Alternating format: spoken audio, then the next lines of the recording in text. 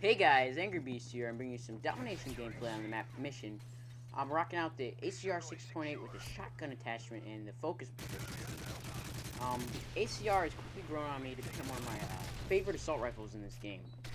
It has the high damage that it shares with, I believe, the G36 and the M16, with the high rate of fire that's similar to that of the M4A1 and SCAR. And it has a low recoil, which in some people's opinions makes it a little bit overpowered. In my opinion, it's not, though. I mean, it's a very good all-around weapon, but it's not an overpowering beast like the Type 95. That's on a whole different scale, and I don't see how you can compare the two as being overpowered. But I'm rocking out the shotgun attachment in this game. I really do think that the shotguns in this game, especially the shotgun attachment, is pretty much useless. I mean, I have yet to get a kill in this game, in this entire game with it. I mean, whatever gun, whatever prestige. But that's a nice line of sight right there. If you didn't know about it, you can jump over that barrel. Doesn't work out for me too well. I get shot as I try to jump up.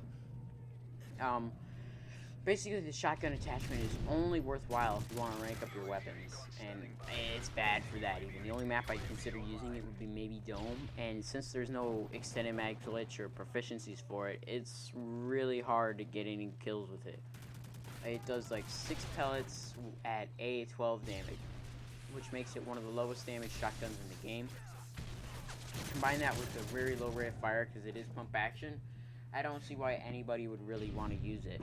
It does have a really tight hipfire spread, but I don't see how that's really useful compared to something like the Striker, which does insane damage and insane range. But that's another topic for another time. My perks in this game are Blind Eye, Assassin, and Stalker. I know a lot of people don't like the perks Blind Eye and Assassin, but I'm mainly using them because before this game there were a couple of people who were talking smack and saying, hey, we're going to beat you, you don't have any chance. But I decided to put on my tryhard pants and see what I could do. But right there, I don't know what happened. I thought that UAVs had 300 health. I'm actually going for Blind Eye Pro somewhat. So I hear they got a UAV, I try to shoot down. And I shot it at least 20 times and it didn't drop, and I don't know why. I don't know if that's something that happened with the UAVs, if they buffed them or whatever. Just kind of odd considering they have Assassin that's so prevalent. It's not really much of a buff when making it have more health, but that's beside the point. I'm using the C4s and the smoke grenade in this game, as well as the COD 4 kill streak, UAV, stealth bomber, precision airstrike, and attack helicopter. Mainly because this was my only use me COD 4 class, and I swapped that out for a tryhard class. So some things were left over, like the equipment and the kill streaks. I didn't have time to change that before the game started. But my secondary weapon in this gameplay is the G18. In Modern Warfare 2, the G18 was probably my favorite akimbo machine pistol behind the M93 Rafikas, because the Rafikas had crazy range and crazy damage. It was kind of like this game's M16, but it was a secondary weapon, which really made it very awesome, especially when you had stopping power on it. You could just get one shot from across the map, and people rage so hard. But when you akimbo the G18s in this game, it doesn't do what it did in Modern Warfare 2. In Modern Warfare 2, it basically completely removed the recoil of the gun when you hip fired it, kind of like what the Scorpions do in this game. It was weird, but it was a very good thing to make the G18s balance with, say, the PP9, PP2000, and Rafika. So right here, I don't know what happened. My Xbox started to lag like crazy. I don't know what happened, but luckily I wasn't on a kill streak or whatever. It was just a kill cam. But my Xbox just went all over the place. That's actually happened twice since that game. I don't know what's happening there. If it's something with the game, if it's something with my console being old or whatever. But that needs to be fixed. If it's Infinity Ward's fault, come on. You can't have your game doing that all the time. I remember seeing a couple clips of that when the game first came out for like the PS3. I've never seen anything like it on Xbox. But I digress, and the G18 in this game is pretty much outclassed by the FMG9 in every single way. The FMG9 has less recoil, the FMG9 has a better sight, the FMG9 has a higher damage over range, and the FMG9 also has a larger clip. The G18's range is worse than the FMG9's. There really isn't any reason to use the G18. The only place where I would see the G18 being even slightly effective is if you're rocking a sniper setup and you don't have a sleight of hand on, and you need a fast switching secondary weapon that has a high rate of fire. That's the only time when I consider the G18, because it's only got a 20 round mag, it's just 1,000 rounds per minute. Its only advantage is the fact that it's Got a draw time of 0.55 seconds, which makes it as fast as a pistol, which is really nice depending on what weapon you have. If you have a weapon with a really slow drop time, it's not as useful. But if you have a weapon with a faster drop time, like say the MSR or the L118A, it can actually save your life in a lot of situations. But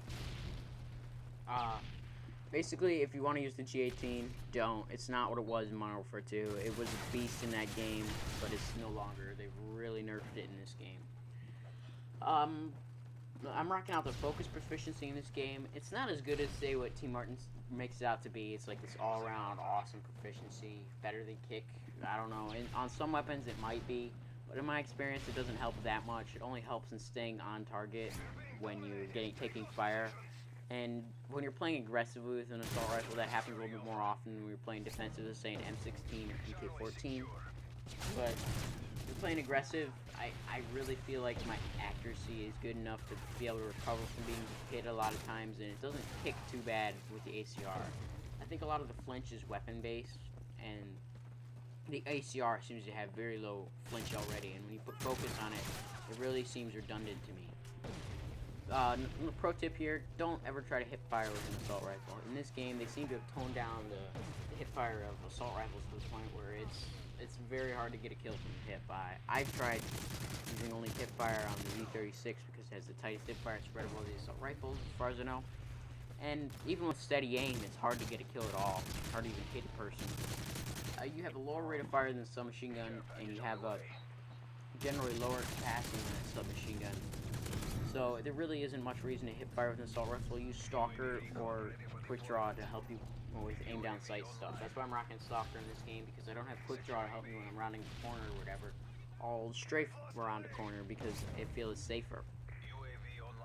But this is a really, really close game. I think it comes down to the wire. We end up capping B, clutching it out for the team, and it's a really close game, and it was a very fun one. These are the type of games that I really do enjoy playing. They're not the ones that are as awesome as getting those 100-point blowouts with just spawn trapping in the whole game, but they're a lot of fun to play, and I like the competitive feel of the game. If there's no team on the other side, sometimes it's a little bit boring to me. I like to kill people, but I like to have a challenge as I do it, because it's what keeps the game interesting. If I just go around and get a 30-0 flawless free-for-alls all the time and get Moab after Moab, that's not really fun to me.